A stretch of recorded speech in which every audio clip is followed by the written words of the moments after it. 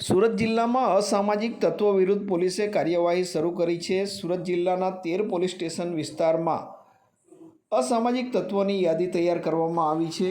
182 જેટલા અસામાજિક તત્વો વિરુદ્ધ કાર્યવાહી કરવામાં આવી રહી છે। દબાણો હટાવવામાં આવી રહ્યા છે અસામાજિક તત્વોના। પીપોદરા ખાતે આ દબાણના દ્રશ્યો છે। બુટલેગરના દબાણો હટાવવામાં આવી રહ્યા છે। એ જ રીતે ઝંખવાવ ખાતે અસામાજિક તત્વો દ્વારા વીજળી ચોરી કરવામાં આવતી હતી। ઝંખવાવ પોલીસ મથકના મહિલા પીઆઈ કે જાડેજા દ્વારા કાર્યવાહી કરવામાં આવી રહી છે। સમગ્ર સુરત જિલ્લામાં આ પ્રમાણે વિવિધ પોલીસ સ્ટેશન વિસ્તારમાં પોલીસ દ્વારા અસામાજિક તત્વો વિરુદ્ધ કાર્યવાહી થઈ રહી છે, જેના ભાગરૂપે ઝંખવાવ, કોસંબા સહિતના વિસ્તારોમાં કાર્યવાહી ચાલી રહી છે। આ સંદર્ભમાં સુરત જિલ્લા પોલીસ દ્વારા હિતેશ જોયસર માહિતી આપી રહ્યા છે।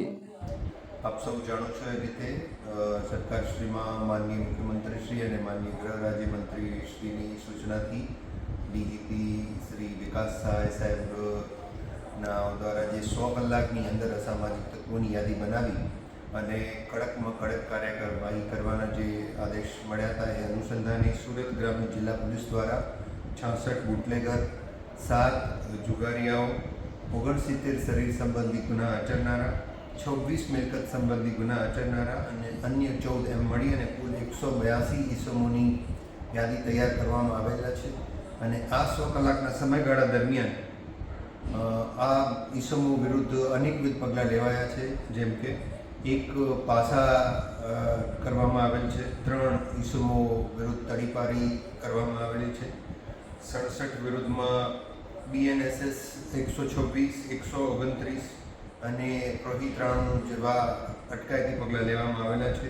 2 જગ્યાએ 2 ઈસમો વિરુદ્ધમાં એમના ગેરકાયદેસર દબાણો જે છે એ દૂર કરવામાં આવેલા છે, જેમાં કોસંબા પોલીસ સ્ટેશન ખાતે બુટલેગર પકોડાનું ગેરકાયદેસર દબાણ દૂર કરવામાં આવેલું છે। બધી જગ્યાએ જીબી સાથે રહી અને કીમ હોય, ઝંખવાવ હોય, કોસંબા હોય, કડોદરા હોય, એ બધી જગ્યાએ જીબી સાથે રહી અને 30 જેટલા ઈસમોના ગેરકાયદેસર વીજળીના જોડાણ કટ કરવામાં આવેલા છે। આમ સુરત ગ્રામ્ય જિલ્લા પોલીસ દ્વારા અસામાજિક તત્વો, સામાન્ય પબ્લિકને, પ્રજાને કોઈને રંજાડે નહીં અને કોઈપણ પ્રકારનો અનિચ્છનીય બનાવ ન બને એના માટે અસરકારક પગલાં લેવાઈ રહ્યા છે। અને આવનારા સમયમાં પણ હજી પણ આ ઝુંબેશ ચાલુ રહી અને કડકમાં કડક કાર્યવાહી સુરત ગ્રામ્ય જિલ્લા પોલીસ દ્વારા કરવામાં આવશે।